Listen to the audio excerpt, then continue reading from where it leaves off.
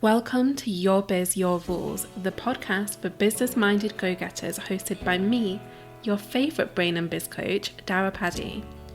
This is the spot for those of you ready to blend heart and head, woo and do, income and impact, change and chill, and so much more. So grab yourself a cuppa and let's get started. Hello, and welcome to episode 241 of Your Biz, Your Rules. This week, I am back with another interview, another guest, and I am really looking forward to introducing you to this fabulous woman. So when I first started this series, I knew that I wanted to reach out first and foremost to the people in my network that I have direct experience of working with. And Jamila is a coach that I did work one-on-one with for quite a stretch of time. And so I know that everything she brings to you is going to be pure, solid gold. So if you have never met Jamila, never heard me talk about Jamila before, allow me to introduce you. Jamila Theobold is a leadership coach that really focuses on embodiment and the somatics and the holistic nature of powerful self-leadership. And in this interview, and also next week's interview, because she is coming back for a second part, we really dive into some of the fundamental rewrites that we need to really allow to just seep into the way that we do business if we want to be showing up in our full power without any of the old conditioning, without any of the old expectations. And you're going to want to grab a notebook because we have plenty to say. So without further ado, let's get into today's interview. And like I said, make sure to come back here, same time, same place next week for part 2. Jamila, let's dive in. What is a rule that you love to break with your business?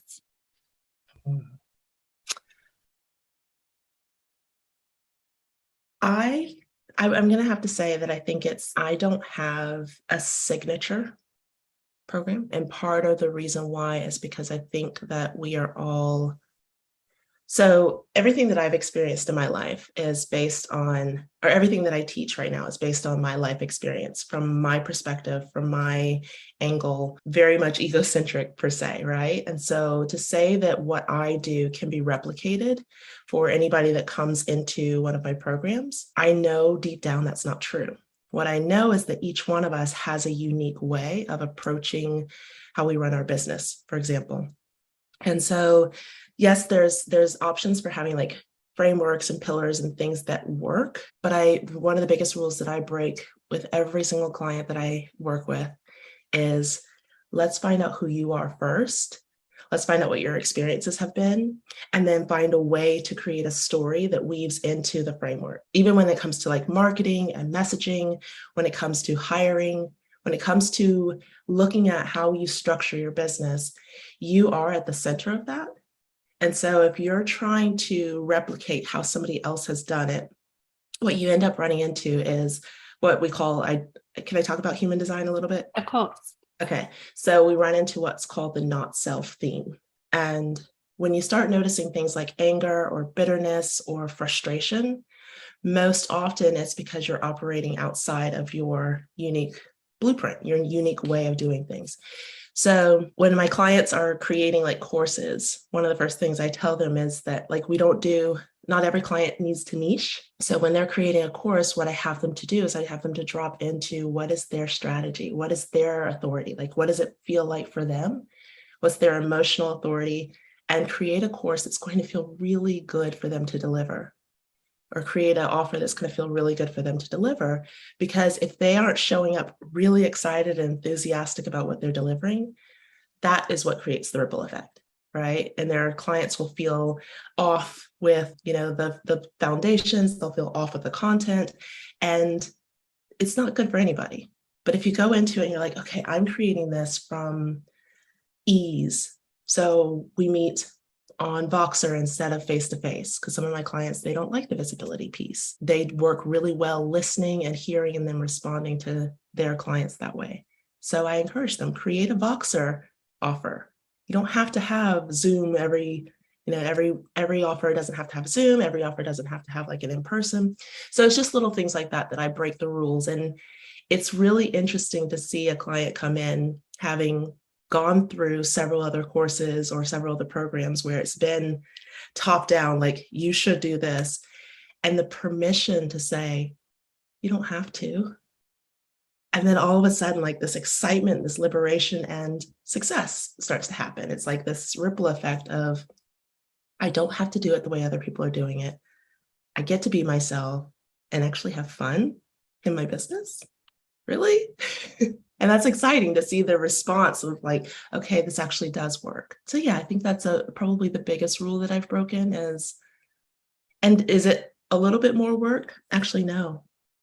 No, when you give somebody permission to do them, to be themselves, I just had 7 clients go through a program and I was interacting with each of them individually, but it was so much more at ease because I wasn't having to repeat myself or say like, this is how you're supposed to do it. And everybody's like, got to be on the same page. Does that make sense?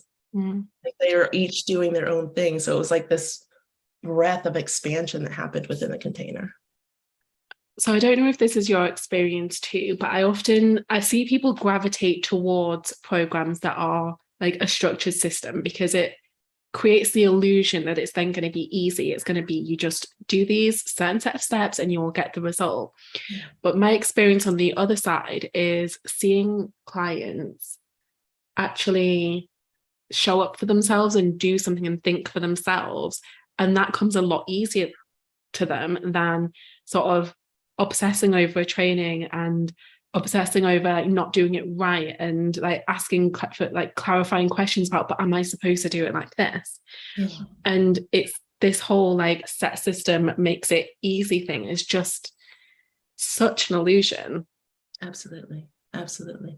I think it's an illusion because as our human condition, we want like structure, we want security, we want certainty. And there's this seeking to get it right. And so if you have somebody that saying, all you have to do is follow my 5-step formula and you'll get success, it's very natural for us to be drawn to, okay, just check the boxes and make this a lot easier. Get out of my head and just do what they're telling me to do. When in fact, that sense of safety and security can really lock us in to denying our intuition, to denying the natural way in which we each individually operate through the world. So I think that there is definite benefit to having, like in business, the natural thing is, right? You have to be visible, you have to have a product, there has to be a demand, and you have to be able to sell that product. Aside from that, how you do it, I think is where we tend to run into the rub of going, this must be the way, or that must be the way. And I don't think that that's always easier. Like you were saying, I think it tends to be easier when we allow ourselves to bring ourselves into having a product, having a demand for the product and selling the product. Yeah. And I think you and I have both been in business long enough to have seen such different trends in the type of products that we're quote unquote supposed to have to create success. Like I've seen the rise and fall of the membership model and the rise and fall of the high ticket signature program model and all of these things that when you sort of step back, you see the pattern, you see someone has success and starts teaching that success. And then those people go out and start teaching that same model. And you can see it happening with each of these different systems. And all of them can work and all of them can not work. True. Very true. Yeah. It's almost like we, in the coaching industry, especially, we have ridden this trend. I started in 2009 and there was no such thing as life coaches or like business coaches. I remember telling people that I was a coach and they were like, oh, what sport? Like, no, I'm a life. And then there was this spike that happened where it seemed like everybody was turning into a business coach. And maybe it was because we were surrounded by it, online, you're surrounded by, you see whatever you see. But yes, the trends then went to, you need to have a signature program or high tickets or automation and evergreen and just creating a course and putting it out there for people to be able to operate.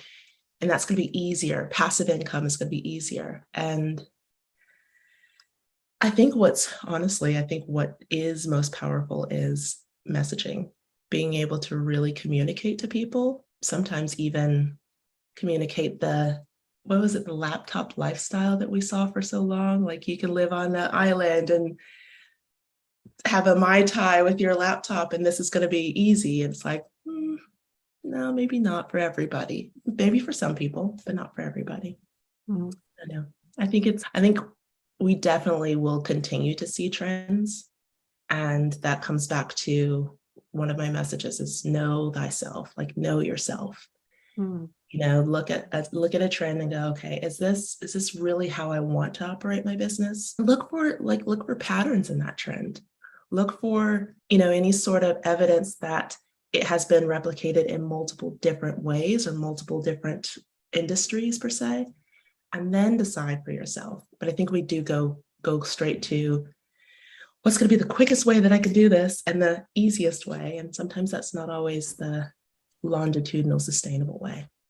Well, I think it can be really helpful to see all of these things as trends, because when you see them as trends rather than as the silver bullet that you have to cling on to, suddenly you're left with a decision, like I can do this or I cannot. Like I can wear skinny jeans or I can wear flats.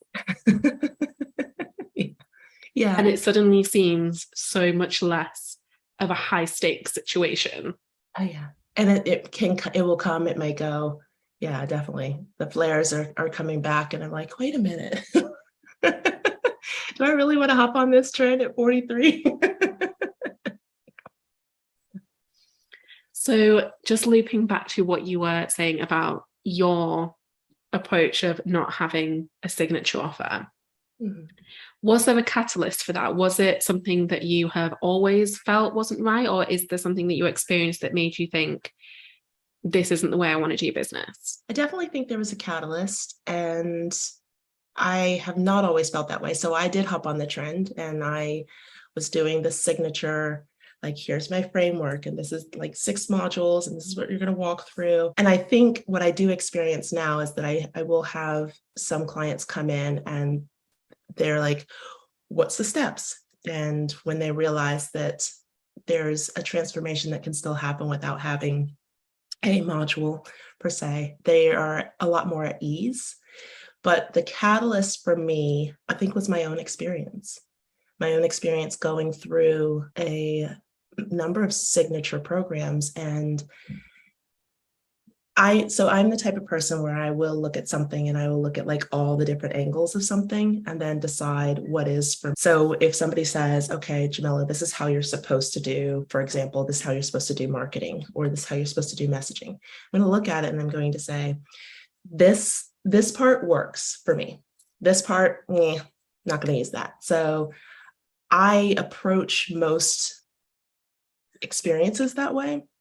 The experience that I had was working with peers and working with other fantastic, amazing coaches and being in the same space with them and just having conversations of, but you don't have to do it that way. Like you can do, this is a suggestion and you can change that. And just seeing the level of, I'll go back to frustration and bitterness and anger and kind of even so much I think the most heartbreaking thing is seeing somebody that is so powerful at what they know and what they do, start to question their capabilities, question their worth, and question their value because somebody said, do it this way, and they were having such a hard time doing it. One of the biggest catalysts was one of my friends is neurodivergent. So she has dyslexia. And doing written post was so challenging for her because she always felt very self-conscious about being able to put written form into her content. And how she received this experience in the signature program was that she had to do so many posts within a certain period of time to lead up to a launch, and specifically in her emails. And she literally broke down and thought, maybe I shouldn't be doing this because it didn't match something that was inherently she was experiencing. And I was having conversations with her. I was like, why do you think that you have to do it this way? She's like, well, everybody else around me is doing it this way. And if I'm going to survive in this business, I have to do it the way that everybody else is doing it. And I'm like, no, you don't. And we were just chatting at one point in time, and she has such an amazing verbal ability. Her communication verbally is like hands down powerful. Her expression is powerful. I said, why don't you just do audio?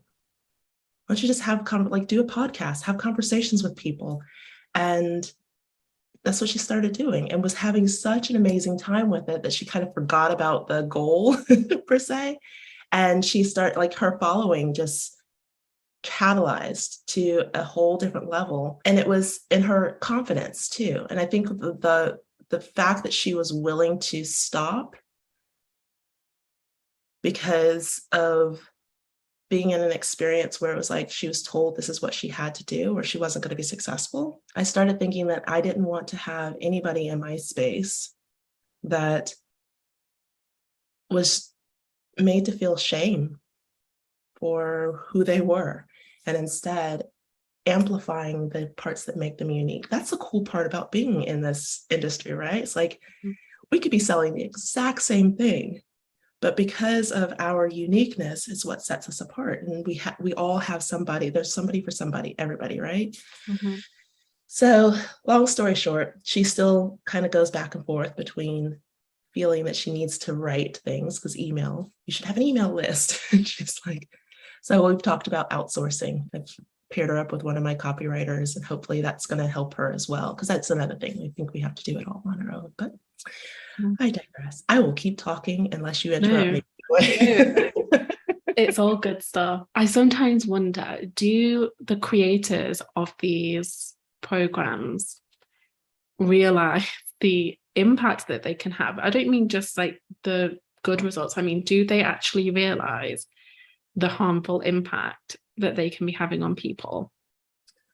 I don't think so. First thing I'm going to say is that I don't think it's done maliciously or with the intention to pigeonhole or box people into, you have to do it this way. I think that they have experienced success with basically learning a process and then being able to reteach it. Like, I really do feel like there are people uniquely, right? There are people that take something, they've experienced it, and then they teach it and then have like the ability to market it and message it to hundreds, thousands. So I don't think the intention is to bring people in and shame people for not being able to follow. I feel like when the opportunity does present itself to have conversations with the clients, I really feel like that's where one of the things I teach is leadership and self-leadership. That's where the opportunity is available to either check in with where their blind spots are. So if you have a particular client, for example, that is experiencing resistance, right? And it's very easy in the spiritual coaching area to be like, oh, it must be a limiting block, or it must be, why are you experiencing this resistance? You need to shift your energy and those sort of things. But there's also a part where we get to, as leaders, we get to look at how am I really making this impact? How am I creating this influence? Am I telling somebody that it's resistance and just walking away, wiping my hands and be like, it's not my problem? Or am I looking at how I can create a shift in a social change? Like, that there's something to be said about the new wave of equality and diversity and inclusivity. And as coaches, does everybody need to go and study neurodiversity? No, but there does need to be a real awareness to not gaslight a client. And that's something that I've really dove into with an amazing, I don't know if I could say her name, but Simone Grace Soul. She does joyful marketing. And one of the major elements of that is be a fucking human and recognize that you're working with humans. So you're going to have multiple different experiences in your coaching circles and containers. We've gotten aware or woke about using pronouns as coaches. But that also extends to, even, I guess, you can tell I'm passionate about this. I think the main thing is to really, if it's brought to your attention, it's brought to your awareness as a coach or as a leader, realizing that the impact that you could be making is very damaging to somebody's sense of self. And we can definitely say, okay, well, they need to amplify their self-esteem or their self-worth, and they need to do some work around that. But we are, as coaches in this industry, even if we don't want to assume this position, we are given the position of being an authority, dare I say it, a parent, a guide, a guru in some instances. And none of us really want to have that. But when you are bringing people into your container, you are the leader.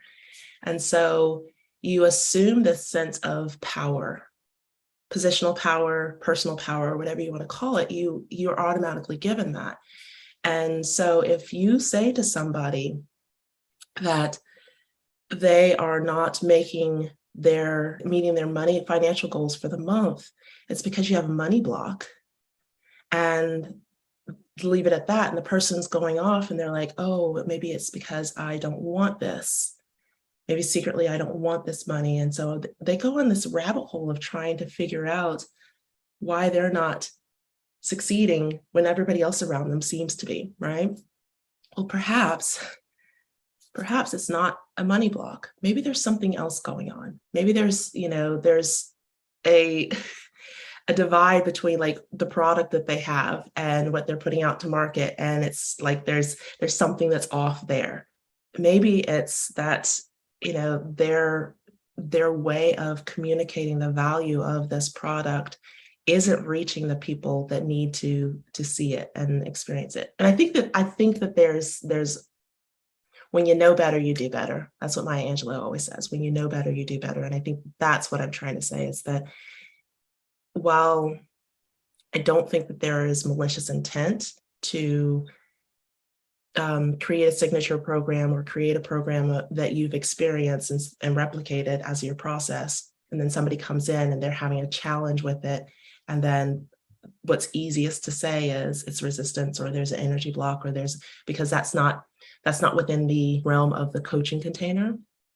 I think that there's always the opportunity to change, to shift that, especially when it's a high ticket, quote unquote high ticket. And I think as coaches, we have to remember that good intentions are not enough. Everybody has good intentions. Everybody is doing the best that they can with, the resources, the consciousness that they have access to. We also have to be looking at impact, the good and the bad.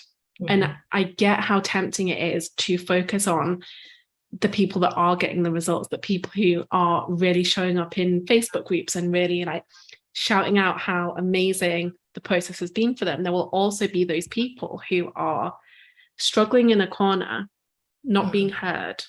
Mm-hmm. And as coaches, it's our responsibility to check in with that and be there for those people and support those people, especially, like you said, if it is a high ticket experience. Yeah, for sure. I think what's interesting is I'm wondering if there's a weight that's put on like certain programs. So I don't really coach for growing your business and making money. My particular style is, in order to be a better business person, you have to be a better person. So it's all the internal stuff that I work through.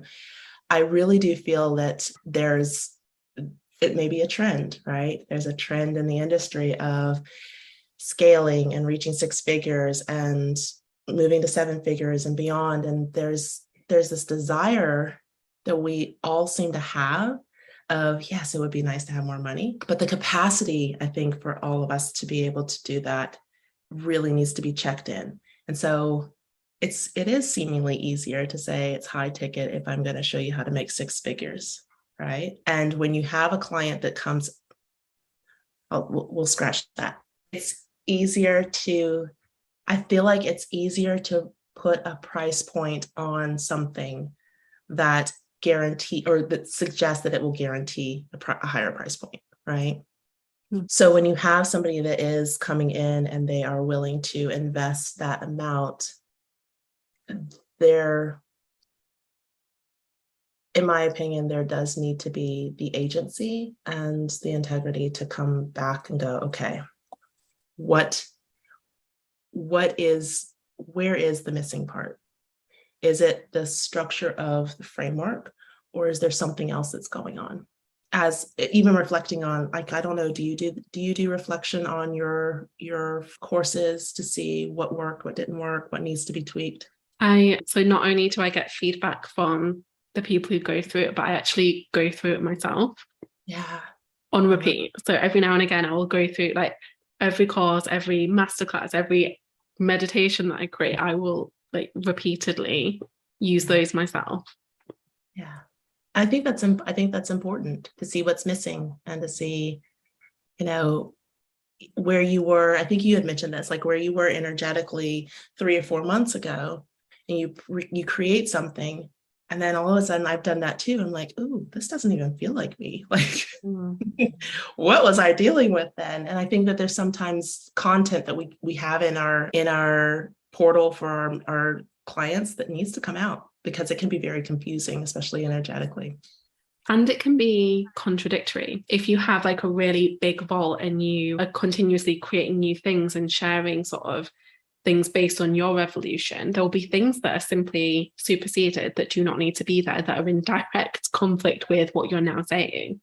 Absolutely. It's so interesting you say that, because so I took a hiatus from running my own business.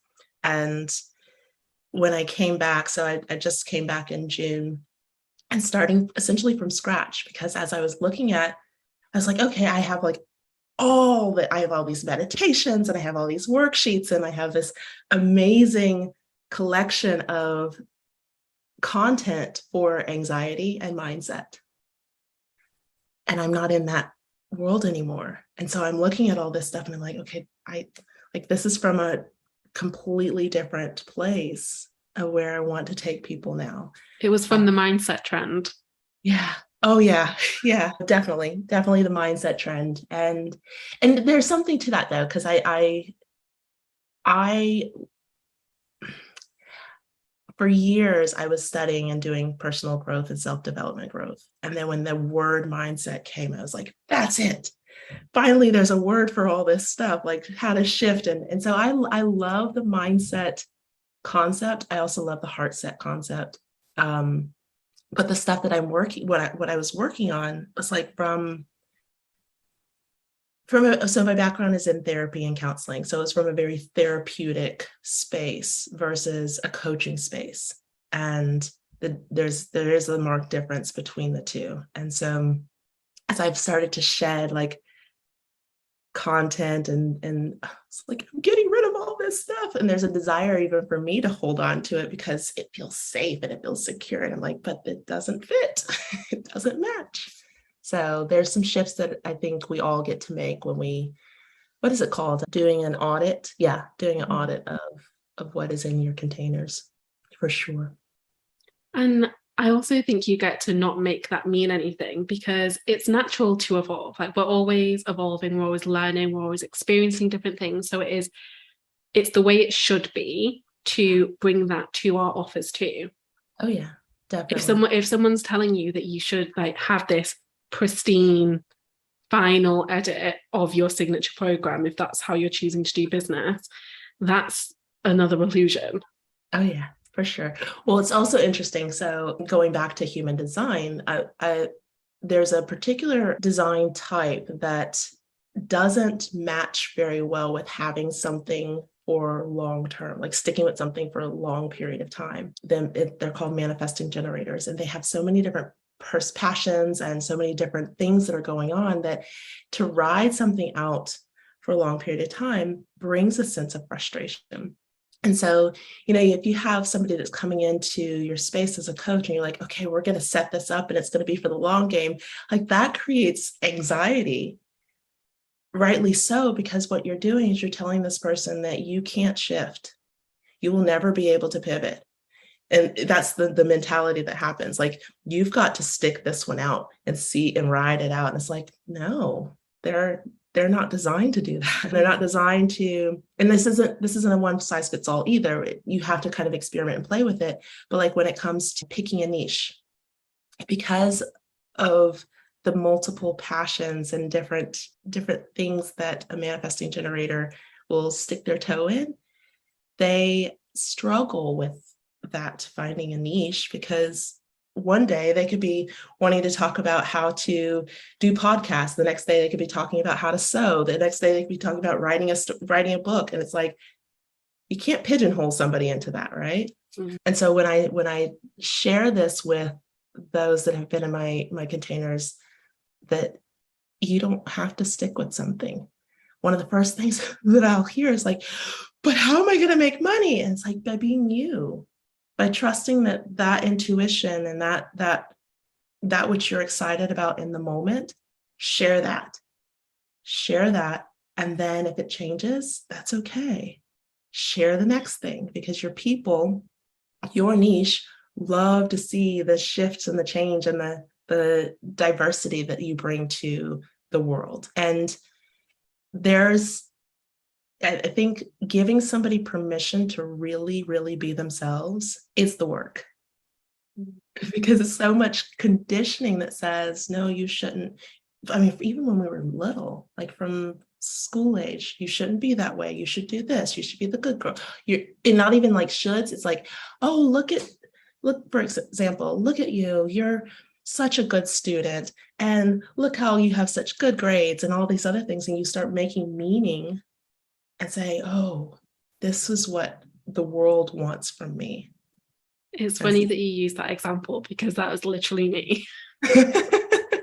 Yeah.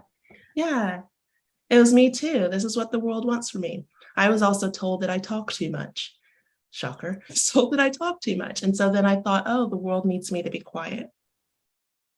And went through a period of my life where I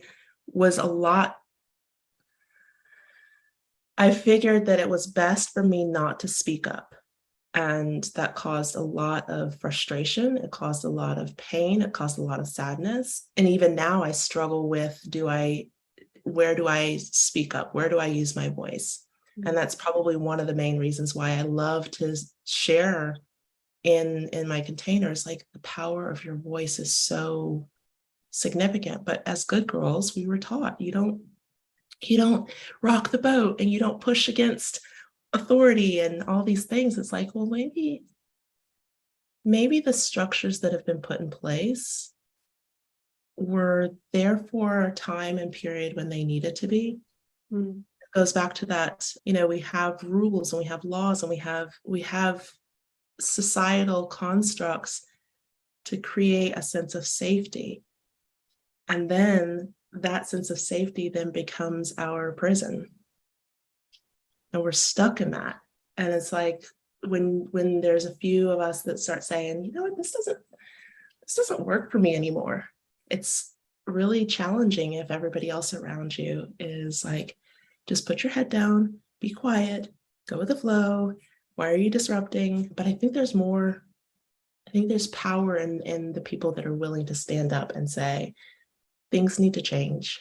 It really needs to change. Are you crying? Yeah, not crying. My eye just started watering. Oh, okay. But yeah, just thinking about these identities that we pick up as kids. So, like I said, one of mine was good student, top of the class. And it's something I definitely carried with me into adulthood. So every time I've worked with a coach, every time I've joined a program, I go in with this mindset of, I'm going to excel. Like, I'm going to excel here because that's who I am. That's what I do. And if that ever doesn't happen, I didn't know how to deal with it. I did not know how to deal with not being excellent, with not being the best in the group, with not getting immediate results. Yeah, I feel that. I'm very similar. And mine would be, I can do it all. I have an inexhaustible amount of energy. And as a kid, I was like, look at Jamila, she's in band and she's juggling and she's, top of the class and she's in sports. And I was always busy, to the point of I think to the point of burnout. And then when I would go into like a coaching container and wanting to like do it all, and realizing that some of the stuff wasn't in alignment and I didn't really enjoy it, but I was still trying to do it all. My mantra now is just because I can doesn't mean I should. Mm. But I felt like I had to read every piece of content that was in that container and like devour it all and try to make sense of it all. And another one for me is harmony, which is funny because I talk about wild harmony all the time, but it's managing the energy of everybody else, making sure everybody else feels good without noticing or recognizing where I need to manage my own energy. And so it was very easy for me to step into a group experience and make sure everybody else was having success and doing the things and not really wanting to, or not really feeling like I could be myself and selfishly be myself. And I love the word selfish in so many ways, because I think it's like maybe it's not selfish, maybe it's like what's the word? Self-smart, something, there's something I need to create a new word. Self-first. I like to say self-first. Self-first. Oh, I like that. I like that a lot. Yeah. Because I think in that sense, it's you step into a container and you start noticing, for example, with yourself, where you're trying to be the top of the class and be noticed, and then start noticing that you're feeling off, right? There's a sense of maybe bitterness or frustration that's starting to rise. And it's like, oh, where am I giving away my power? Absolutely. I think so much of what we've talked about today, I've literally experienced it. Like I've experienced all of these things. Because not too long ago, I was in a group program that felt very much like that. And, I went in with my good student hat on and was like, I'm following this to the letter. And I did, like I followed the system to the letter multiple times and did not get the results that I wanted. And when I brought that up, I got the it's self-sabotage, full stop response. And, that's really difficult to deal with. And then at the same time, there were other people in that group who were consistently having meltdowns and coming to me for support. I don't know, I didn't actually know them before the experience, but for some reason they were coming to me for that support. And that was like, yes, I get to be in my comfort zone again. I get to be the hero. And so I did that and I supported them and didn't get what I wanted from the investment. Yeah, I've had multiple experiences like that over the last 12 years. I'll never forget one that I stepped into this container, and let's just say that it was, so having taken several coaching build your business experiences, this was not even just cookie cutter, like it was a direct replica of one that I had taken when I first started. Like it was almost as though this particular coach had taken and siphoned off everything from this first experience. And when I would ask questions, it was very apparent to me that this person didn't have a depth of knowledge in what they were teaching. They had just taken the content, put their name, put their marketing brand on it, and they were teaching from not even from an authentic place. And so I started kind of like sniffing around and looking. Maybe I should have done this research beforehand, but I think this is what I'm going to say in a moment is what makes this story valuable. I remember asking her a question about, I think it was something about setting up your email sequence, your autoresponders. And she had no clue, but she had an entire module on it. And I was like, wait a minute, what, there's something incongruent going on here. And what I realized later was that basically what she did was she copied this other person's content, used it as her own, promoted it as her own, and promoted it as, look how much money I've made. In reality, she hadn't done that. And so it left me feeling really jaded about the integrity of my peers, because I consider every coach in this industry kind of peer / colleague, where you can learn from them, but you can also teach them. Like, to me, there is no hierarchy in the coaching industry, even those that are Like to sitting think that there is. Yeah, like to think that there is. Like, I've made it this far, so I'm no longer like in the sandbox over here. But what it did make me realize, even to this day, like, I had to have that experience in order to be able to then put out what I'm putting out in the world now. Like, I had to experience that to be able to say, you have full permission to be yourself.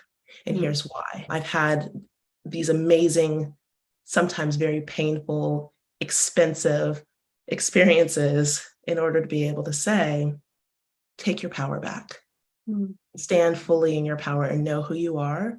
And even if you do invest in a program or an offer, know where you get to make use of that and find value in it, but also know that you are whole and complete, and nothing in that container can tell you that you are somebody else other than who you are. And I think something that we need to start looking for in our teachers are people who really do embody what they are teaching, because anybody can give you information. Someone could read you a book and that information would be great, but that doesn't mean that they do it themselves, that they stand by it, that that's how they've created their results, that that's what they live and breathe. And like, that's one of I feel like I'm always banging on about this, so I'm sorry if this is boring to everybody, but that's why I keep going through my own programs. Because I would never want to be that person who gets asked how to set up an email sequence, and I'm like, oh, I don't know, you'll have to go check my course. Like, I would never want to be that person. And I've had like very close friends of mine do the thing where they rip off someone else's course, and I've seen them do it, and I've had to sever those friendships because it is so fundamentally against my values that I can't be around that. And I know that you're very much the same. Having worked with you, you genuinely believe in embodying what you suggest to other people. Yeah, that's why I find it very hard to be like, these are the 10 tips, and then seeing, because on a day-to-day, I live and breathe and eat the personal development, self-leadership. So when I'm having, a rough day, like yesterday, we had a hurricane that came through, and I was sitting there just going, okay, where am I feeling this in my body? And I was feeling an intense amount of agitation. And I didn't have to do, but usually every Thursday, I do a weekend review live.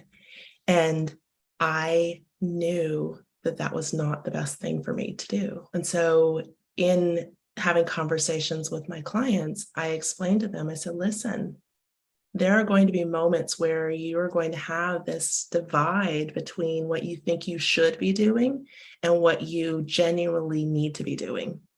And giving yourself permission that not one live is going to make or break your business. Do the thing, like, live and breathe what you're teaching. Don't just show up and be like, when you are feeling overwhelmed, you should probably rest, and you're not resting. Like, there's something about the congruence of that whether anybody can feel it or not, it's again, it comes back to that self-led piece.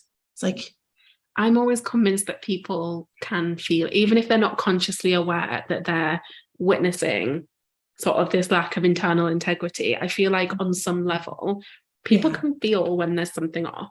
Yeah, I'm sure of that. I think it's a hard thing to measure, but you can definitely feel it in yourself.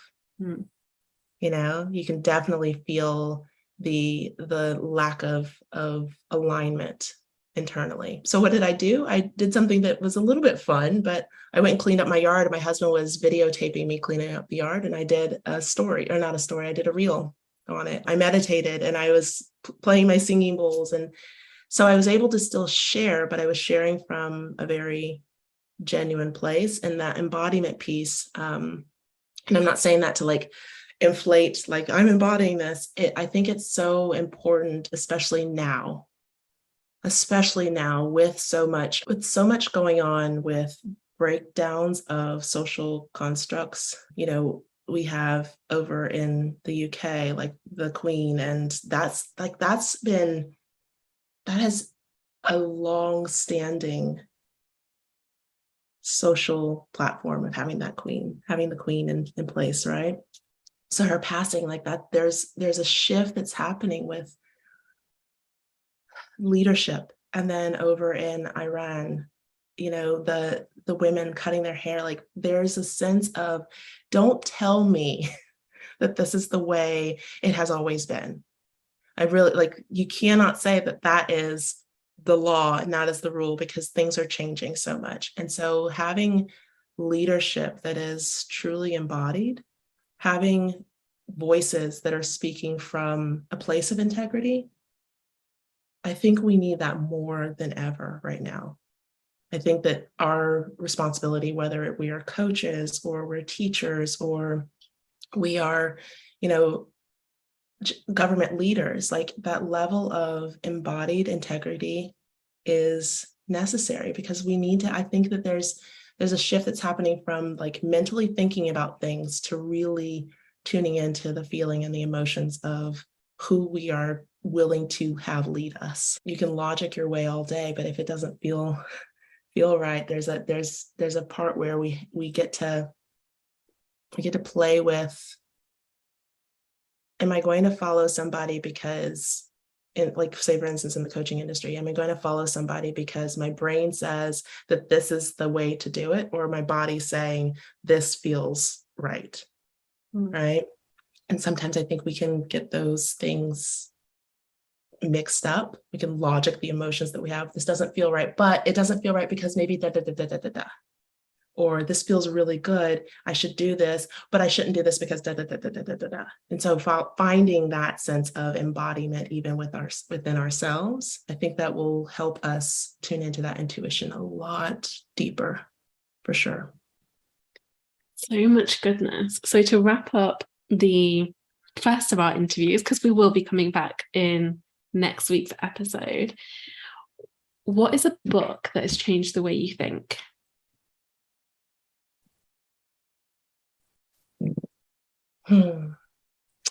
My favorite book will always be, hands down, Man's Search for Meaning by Viktor Frankl. I've read that book every year since I was 17. Wow. Why it has changed my life. So in different stages of my life, I've gone back to a couple of the quotes. In between stimulus and response, there's a space. And in that space, you get to choose. And so the reason why that's important to me is because we, as humans, we have experiences day in and day out, day in and day out. And sometimes we can react and sometimes we can respond. And in that space, we get to choose whether we react to an experience or we respond to an experience. The other quote is, I'm not going to do it justice, but it relates to hope. The future can be very scary. And one of the things that has plagued me for most of my life is the uncertainty of the future.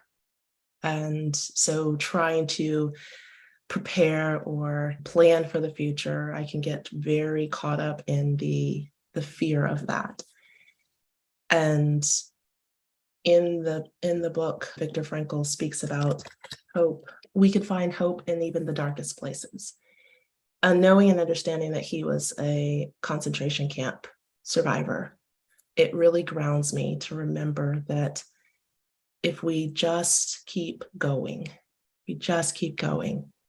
there's a sense of hope that gives us, I think that gives us the drive to get up every single day as hoping for something better, right? So that has been very impactful for me along many of the stages that I have gone through in life up to now 43. So that will probably always be the book. Every time I pull it out, my husband's like, oh, it's that time of the year again. Well, I will pop that on the Your Biz, Your Rules bookshelf. So everyone listening, you will find the link in the show notes if you'd like to check it out too. But thank you so much for joining me for this. I feel like this conversation has been so juicy and I'm really looking forward to our next one. So everyone listening, meet us back here next week for more of the same. Thank you for listening to Your Biz, Your Rules. I know that we all like to listen to podcasts, watch videos, read articles or books or posts on Facebook and not really do anything with that information. So I want to challenge you right now. I want to challenge you to take something from this episode, anything, and use it to spark action. Use it to activate some kind of change in the way you work, in the way you live. Do yourself this service today and tell me all about it on Instagram. Hop over, shoot me a DM or share an Instagram story showcasing what action you are taking thanks to this episode. And of course, do all of the usual things. Subscribe, leave a review, let me know how much you love the show, and I will be back with you next week.